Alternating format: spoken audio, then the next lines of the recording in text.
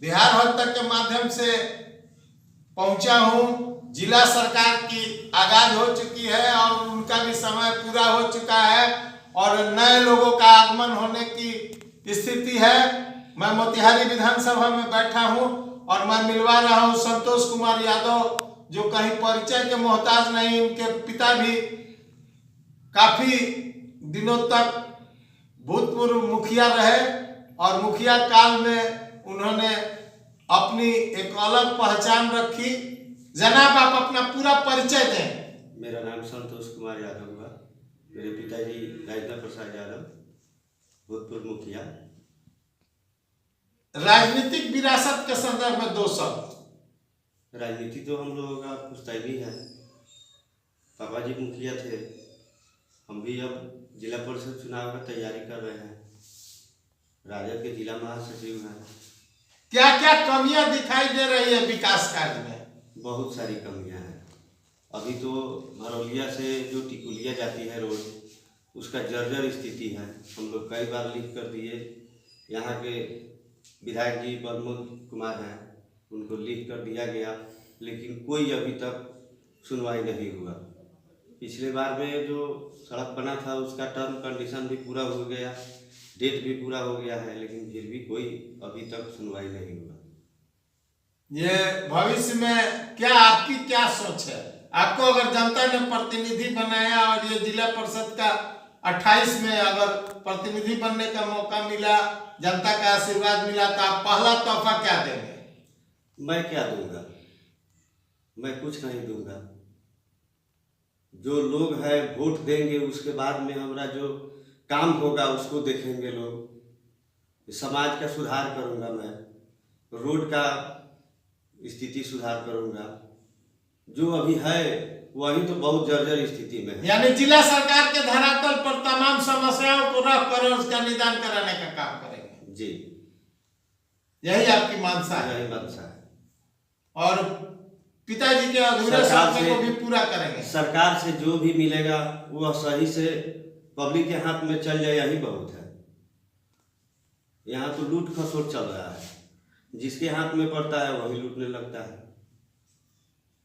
निवर्तमान से आपका क्या अति है, दोषारोपण है निवर्तमान पर?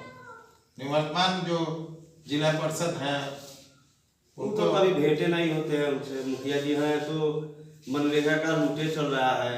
एक मेरे यहाँ समाज भवन था बहुत पुराना, उसको तोड़वा कर समतल कर दिया गया।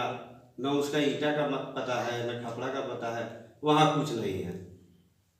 इसीलिए आपने ये सदन चुना है, जिससे बगैर इस सदन के विकास जिले में संभव नहीं है। बिना सदन के विकास संभव नहीं है। और इसलिए आप सड़क से सदन तक लड़ने की कामना रखते हैं। एकदम रहेंगे। और ये वैसाख में बैसाखी का मूल पर्व मनाया जाता है, नई फसलों का आगमन होता है। इसके संदर्भ में क्या आप शुभकामना देना चाहते हैं अपने क्षेत्रवासियों को?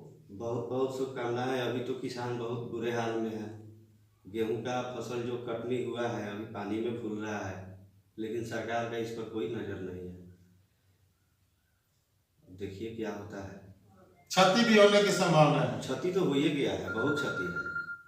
लोग काट करके खेत में रखे हुए हैं, फूल रहा है गेहूं। इसकी भी आवाज आप सदन में उठाएंगे। जनता का आशीर्वाद मिला एकदम। और निरंतर आप भ्रमण कर रहे हैं। कौन कौन सा क्षेत्र आपके यहाँ अंतर्गत पड़ता है? 7 पंचायत पड़ता है। कौन कौन सा पंचायत है? बासमतपुर, टिकुलिया, उसके बाद में बरदाहा, मधुबनी, ढेकहा, सिरसा, मछहा, यही सब पड़ता है।